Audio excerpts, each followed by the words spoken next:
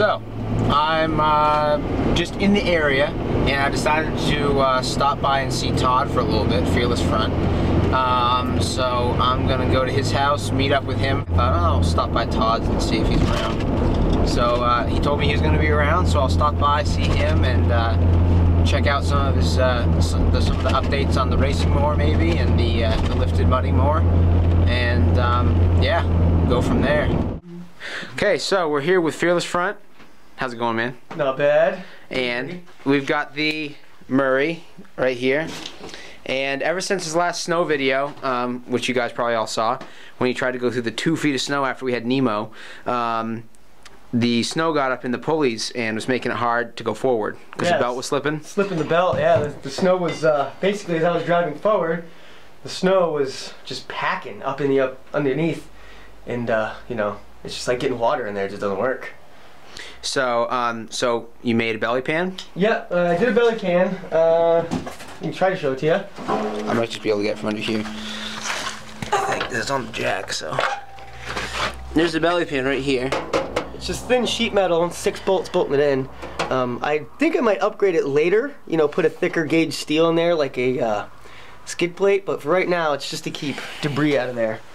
But I noticed in doing that, chances are, once this wheel starts spinning and discharging mud and water, it's actually going to land on the top of that belly pan, and it's actually going to work against me. So now I have to create some sort of inner fender thing to basically block this whole area right off. So that's why you have the cardboard, so that we can make up some templates and then use the rest of the sheet metal, which is actually a door from the cabinet. Yeah, we don't need the cabinet doors in here. Dog. Watch out, CP. And yeah, here's the old tires. Everyone's always asking me about these. knobbies. Yeah, 20-inch tall, 7-inch wide.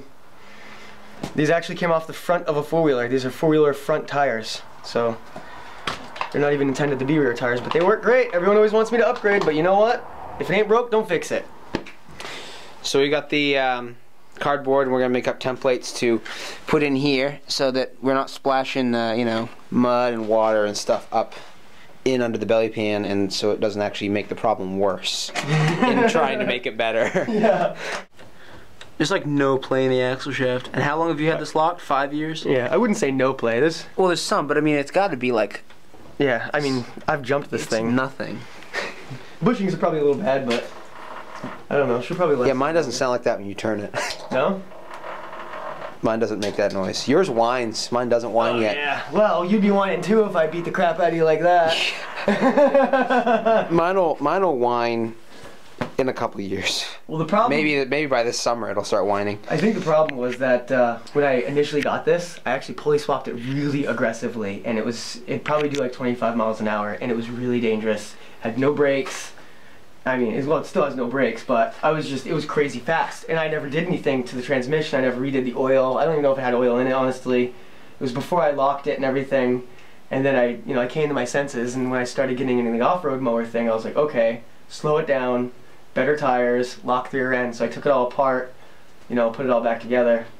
And, well, I don't know. I mean, it probably wasn't the best way to do it, but it's a true testament to Tecumseh Fearless. I mean, this thing's still working 5 years later. I've overdriven it, I've jumped it, it's locked, it's got bigger tires than it's supposed to have, and it's still going.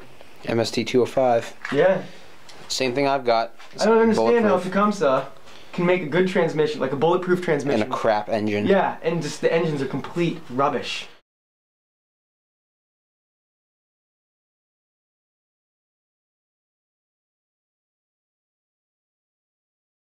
Oh, there's the engine right there that I might be blowing up for my big finale video. Yeah, or not my finale video. Still have all the parts. I'll grab it and take it home with me. Everyone was so upset with me when I blew this because they were like, "That's a perfectly good motor," and I did a Tecumseh. Yeah. So it's not a perfectly good motor. No, but like you can see, like this casting is like.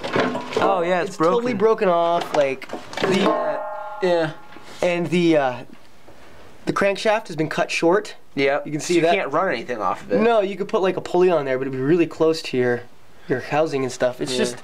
And there's a hole drilled in the center of the crankshaft that's actually not even centered. Not even centered, yeah, from that stupid centrifugal clutch, because the one that you had on there was like horrible. Yeah, so I mean, it's probably not the motor's fault that it's such a piece of crap. I mean, these old Tecumsehs are actually pretty good.